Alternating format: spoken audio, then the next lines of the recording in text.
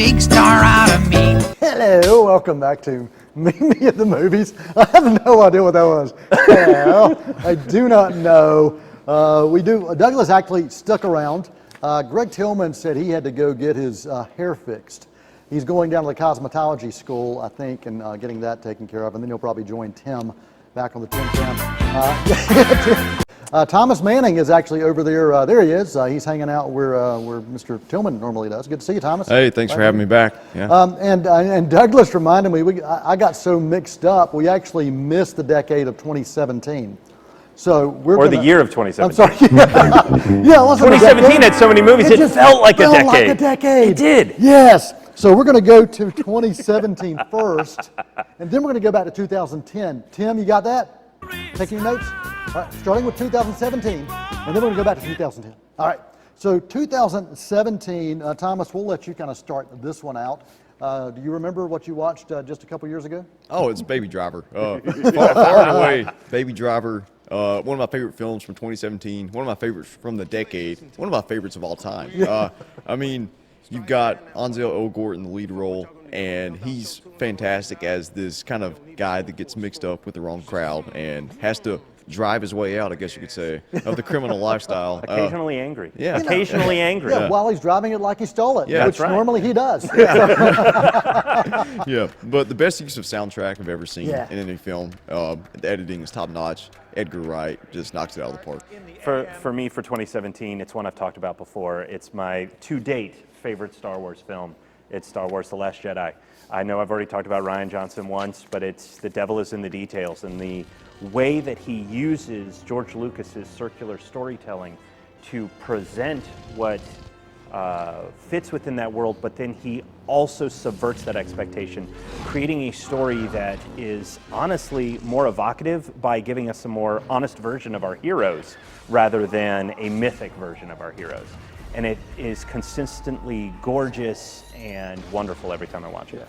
Yeah, and we talked before at the top of the show about franchise films. What franchise film would you take, or what franchise, would you take with you to this desert island? Oh, it's Star Wars, no doubt about it. It's probably the one that holds the most special place in my heart. I mean, the MCU, I've grown up with the MCU, but Star Wars was there from the very beginning, and I've loved to have, over the past 5 years, the films we've gotten since Disney's acquired Lucasfilm, and it's just been so incredible that I've been able to experience that like you did when you were my age. Yeah, at 5 years old, this kid was sitting in front of a bubble iMac computer watching kid-friendly versions of all the Star Wars films. Nice. So grew up, there's pictures. I keep trying to get a picture and trying to get Greg to share that, but we can't quite find that. All right, we are going back in time to 2010 rewatchable films of the decade, and we're going to let Douglas and Thomas share theirs. Douglas, yours is probably, I don't know, it's at the top of the list. It's kind of at the A-list, probably, right? It's certainly at the top of the A-list for me. For a lot of critics, it is not. But I went with the A-Team. It is Joe Carnahan's movie. It's honestly, it beautifully captures the spirit of the original 80s TV show and then kicks it up a few notches. They fly a tank. They fly a tank. I mean, it just perfectly captures that spirit. And it is actually a pretty intelligent, in the sense of not high-thinking action thriller, but it is an intelligent one in which there's not a lot of plot holes or issues with it. And it is highly rewatchable. It is so much fun every time. I agree with you. Highly rewatchable.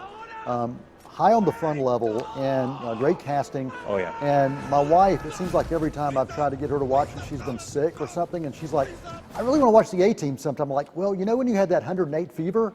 We watched it. We watched it. So it's new for her every time? She's so lucky. Exactly. So A-Team, absolutely. 2010 for you, Thomas. Inception from Christopher Nolan. It's one of his best screenplays. He didn't write, I think he co-wrote the screenplay, but the cast is outstanding, from DiCaprio to Joseph Gordon-Levitt to Ellen Page. Their chemistry is just outstanding. The visuals, the mix of practical and digital effects, well, most of it is practical. Some of those, like the spinning room shot, that one just sticks with me.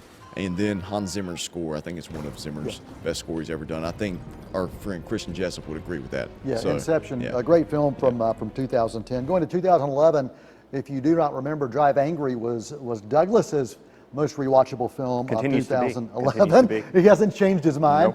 Nope. For mine, Midnight in Paris. Talk about a quirky love story.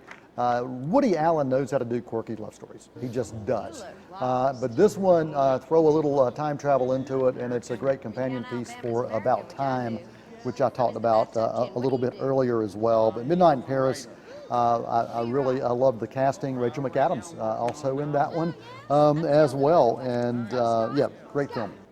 For me, it's Harry Potter and the Deathly Hallows Part 2.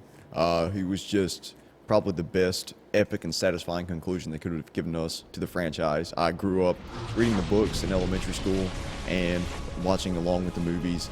And for this one, just before we had the MCU, we had Harry Potter to keep up with, and it basically gave me everything that I could have asked for in a finale like that. Awesome. 2012. What's your pick for 2012, Douglas? We just keep talking about music, so I got to bring up another sleeper hit, Pitch Perfect. The sequels 2 and 3 to me they use what was set up in the first one, but don't use it as well as this perfect cast, having just a ball. This was, I think, around the time Glee was coming out, so the whole idea of the big popular remixes of popular songs was pretty huge.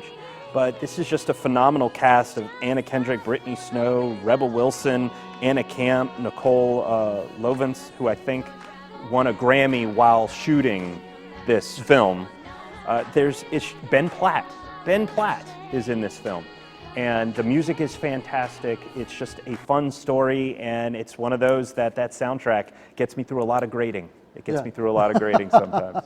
Well, 2012 for me does not have, it does have an interesting soundtrack. We're going to also talk about another Zimmer-esque and Nolan-esque connection, The Dark Knight Rises. That's on my list for 2012. I grew up a huge Batman fan, and my Batman was Adam West from the TV series. And it wasn't until much later I got a chance to experience that really on the big screen, and I've continued to follow what's happened all the way through Ben Affleck, and now I'm looking for Twilight Boy just to see what he's going to be able to do, or Lighthouse Boy, depending on which way you want to go with his installment of Batman. But Dark Knight Rises on my list for 2012. For me, 2012, all you have to do is look at my shirt, and you'll probably get a guess. I'm going to go with Django Unchained.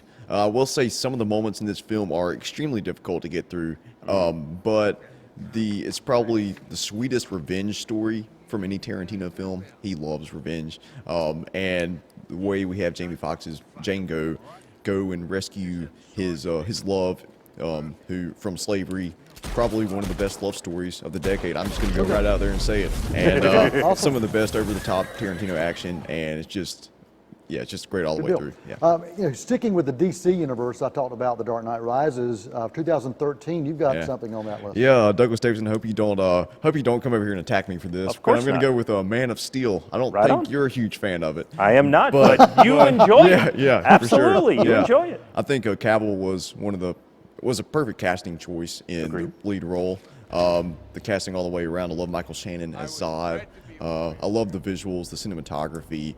It was the Zack Snyder directed, so it kind of had that just epic, over-the-top comic book action movie feel to it, and I loved it. And I love Zimmer's score as well.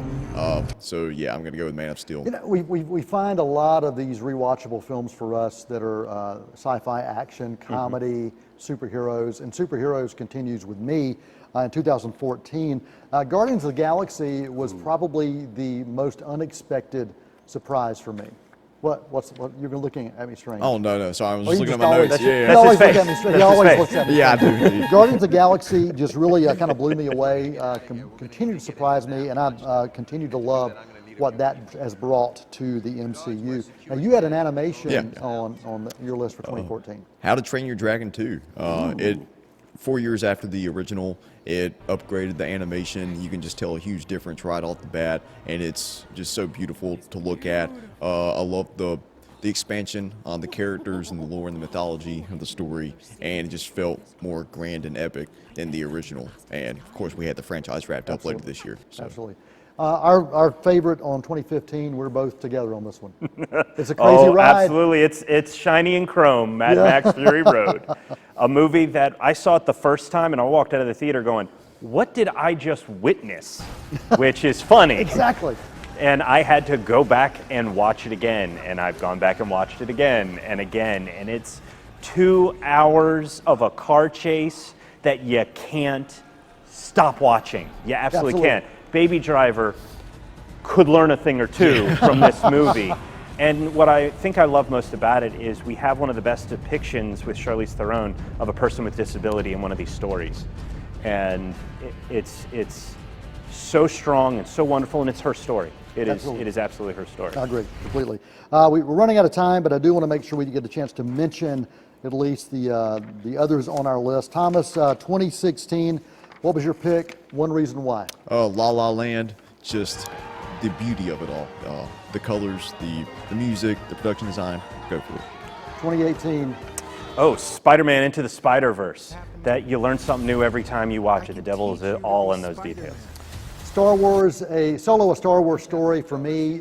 It took me back to my childhood when I first watched the Star Wars films, and it had that combination of Indiana Jones and Star Wars. So that one is on my list. 2018. Bad Times, the El Royale. It's a tough one to pronounce, but it's an awesome one to watch. So we'll give it for that. The ensemble cast, spectacular. The production design, the soundtrack, all of it. Just loved it. And for 2019, Thomas, your final film and why? Avengers Endgame. This movie shouldn't have worked, but it did. It was 22 films that led up to this, and everything landed about as perfectly as you could have asked for. And for me, the final film I'm going to talk about, Yesterday. The music that I loved when I was a kid, when I was first introduced to the music of the Beatles, and here it is told in a different kind of way and done so just beautifully. It's a film I can't get enough of, and the soundtrack I can't get enough of. Douglas, thanks for joining us, man. Appreciate having you for the Decade Special, Thomas. Thank you, Tim and Mr. Tillman. Hey, Mr. Tillman ever show back up? He's still getting that haircut. All right, well, we're gonna see if we can get him back at some point, and looking forward to seeing what he looks like bald. So until next time, I'm going to leave you with a quote. This comes from Bruce Banner, the Hulk. You know what? And this kind of fits with Mr. Tillman. The man had a brain full of cats. You can smell crazy on him. So until next time, for all of us right here at the Meet Me in the Movies crew, till next time, that is a wrap.